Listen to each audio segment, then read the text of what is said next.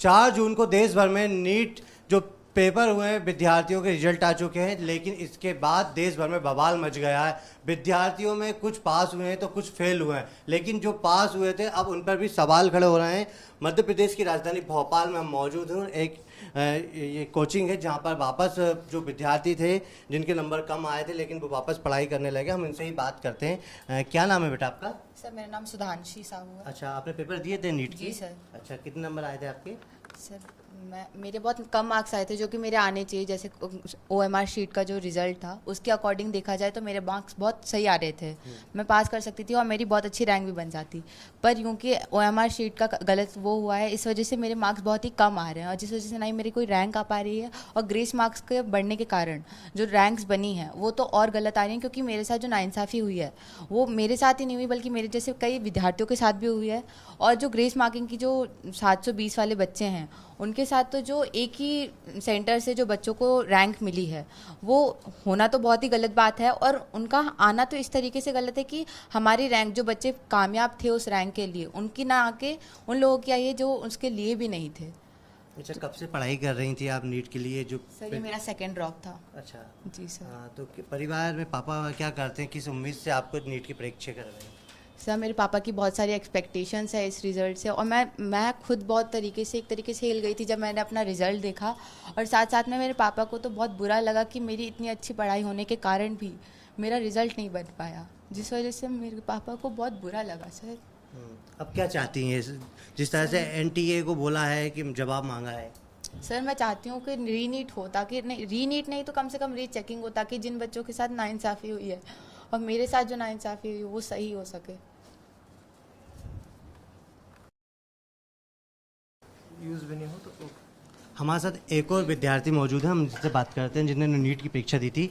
बेटा क्या नाम है आपका? मेरा नाम रुचिता गंगोलिया है। अच्छा, आपके पापा क्या करते हैं? मेरे पिताजी एक किसान है, छोटी सी ज़मीन के ऊपर मेरे और मेरे भाई को पाल रहे हैं। अच्छा, तो जिस तरह से नीट के जो पेपर आपने पेपर दिए थे और रिजल्ट आ गए हैं, इसका क्या लग रहा है आपको? मैंने जब मेरा पेपर दिया मैंने तो बहुत अच्छा पेपर गया था। मतलब मेरा वो था कि मैं पास हो जाऊंगी। मेरा बायोलॉजी इतना अच्छा गया था, फिजिक्स केमिस्ट्री मेरी थोड़ी है वीक लेकिन इतनी अच्छी गई थी कि मेरा सिलेक्शन हो जाता। मैं अपनी 11th 12th और मैंने एक साल का ड्रॉप लिया है तो मैं तैयारी कर रही थी, तो मेरा चांसेस बहुत ज़्यादा थे कि मैं हो जाऊंगी।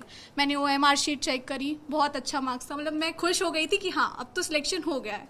सब मतलब जो मेरे पिताजी की एक्सपेक्टेशन थी मेरे से वो अब पूरी होने वाली है। मैं उनको खुशी होता हुआ देखना चाहती हूँ। लेकिन जब रिज़ल्ट आया तो मतलब जो नंबर चाहिए थे मेरे को, जो मेरी रैंक आनी चाहिए थी वो आई नहीं। तो थोड़ा सा दुख हुआ, थोड़ा नहीं बहुत दुख हुआ, क्योंकि बहुत एक्सपेक्टेशन थी।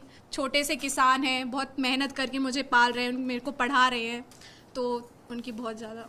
कहाँ लग रहा है आपको चूक कहाँ हुई है रिज़ल्ट में चूक तो बहुत जगह हुई है, क्योंकि 720 मार्क्स जो 67 बच्चों के आए हैं वो भी एक ही सेंटर से, वो बहुत बड़ी मतलब नाइंसाफ़ी है। फिर ग्रेस मार्क्स दिए वो भी क्लेट के उस पर दिए, तो वो भी थोड़ा वो वैसा हो गया। और फिर ग्रेस मार्क्स तो दिए ही दिए, बहुत से बच्चों के ऐसे भी मार्क्स आए, मेरे भी ऐसे मार्क्स आए कि मुझे कम मार्क्स दे दिए गए हैं।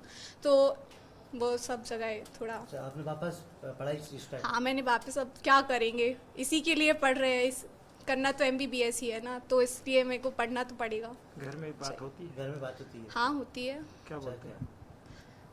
अब पहले तो जब रिज़ल्ट आया तो कहना था कि अब ऐसा हो रहा है तो क्या कर सकते हैं, आगे क्या पता कि आगे ऐसा हो, तो आगे क्या पता तुम्हारा सिलेक्शन हो रहा है, पैसे ही बर्बाद हो रहे हैं। लेकिन जैसे तैसे करके सर से बात करवाई, सर से बात हुई घर वालों की, तो सर ने बनाया कि नहीं मतलब हम लोग कुछ करेंगे।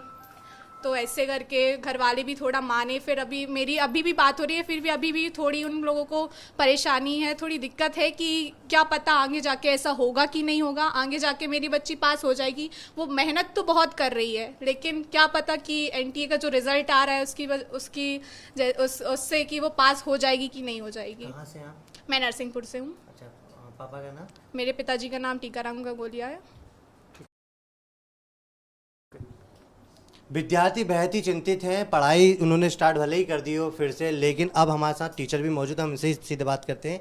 अमित जी, विद्यार्थियों ने वापस नीट की परीक्षा स्टार्ट कर दी हो, लेकिन एक चिंता का विषय है कि जिस तरह से पेपर लीक हो रहा है और बवाल मच रहा है, इसको लेकर आप क्या मानते हैं? देखिए, वैसे तो ऐसा छोटी मोटी न्यूज़ तो कई बार सुनते रहते हैं, बट इस बार तो कुछ हद ही ज़्यादा पार हो गई है। कई सारे ऐसे सेंसिटिव मुद्दे सामने आए हैं कि जिनको इग्नोर करना चाहें तो भी नहीं कर पा रहे हैं। जैसे कि एक ही सेंटर से 6 बच्चे टॉप कर जाना है और उन सारे के सारे बच्चों के फॉर्म नंबर बिल्कुल सिक्वेंस से होना है। कई सारे ऐसे स्टूडेंट्स हैं मेरे जिनकी OMR सीट के अकॉर्डिंग जो मार्क्स होने चाहिए थे और वो मार्क्स नहीं आ रहे हैं, या फिर जो नॉर्मली मतलब 650 नंबर भी जो बच्चा ला रहा है उस पर बहुत अच्छा कॉलेज मिल जाता था, और इस बार वो बच्चा भी सोच रहा है कि ठीक से कॉलेज मिलेगा भी कि नहीं मिलेगा। तो ऑफकोर्स कहीं ना कहीं कुछ ना कुछ फॉल्ट तो है जिसको NTA को चेक करना चाहिए।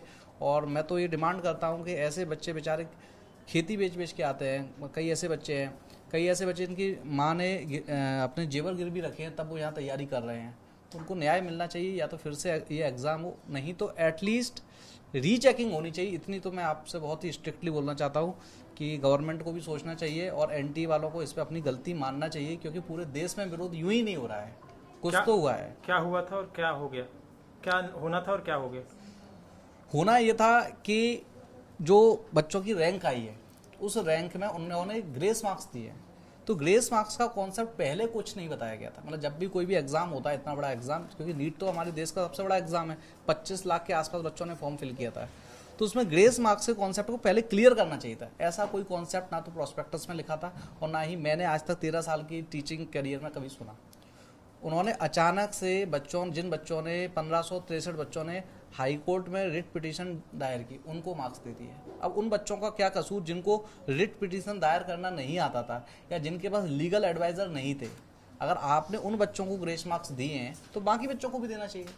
ये मेन इशू है जिस वजह से बाकी बच्चों की रैंकिंग बिगड़ गई है। तो आप सड़क पे भी उतर रहे हैं? सड़क पर इसलिए उतरना पड़ रहा है मजबूर होके, क्योंकि जो ऐसे लायक बच्चे हैं जिनकी रैंक बहुत अच्छी हो सकती थी, जो आज एक गवर्नमेंट मेडिकल कॉलेज में जा रहा है वो एम्स में जा सकता था, जो प्राइवेट मेडिकल कॉलेज में जा रहा है वो गवर्नमेंट मेडिकल कॉलेज में जाता, और जो बच्चा फिर से तैयारी कर रहा था वो भी किसी ना किसी मेडिकल कॉलेज में MBBS की सीट ले सकता था। उन सबको न्याय मिल सके, क्योंकि आए दिन कई सारे पेरेंट्स, कई सारे बच्चे हमसे लगातार मिलते हैं, बोलते हैं कि सर आपकी नीट का इंस्टीट्यूट है, बच्चे ने तैयारी करी, तो आप ही लोग इस पर आवाज़ उठा सकते हैं। बच्चा अकेला कुछ कर नहीं सकता क्योंकि उसके पास प्लेटफॉर्म नहीं है। पेरेंट्स इसलिए अकेले कुछ नहीं कर सकते क्योंकि वो उनके पास एक सिंगल चाइल्ड होता है। टीचर ही एक जरिया होते हैं जो सारे बच्चों की आवाज़ को उठा सकते हैं, और लगता है कि ये तो मेरा मतलब मोरल रिस्पॉन्सिबिलिटी है, क्योंकि मैं जिस चीज़ का टीचर हूँ उस चीज़ के बच्चों का ख्याल रखना, ना कि ये देखना कि सिर्फ मेरे इंस्टीट्यूट का है या किसी और इंस्टीट्यूट का है।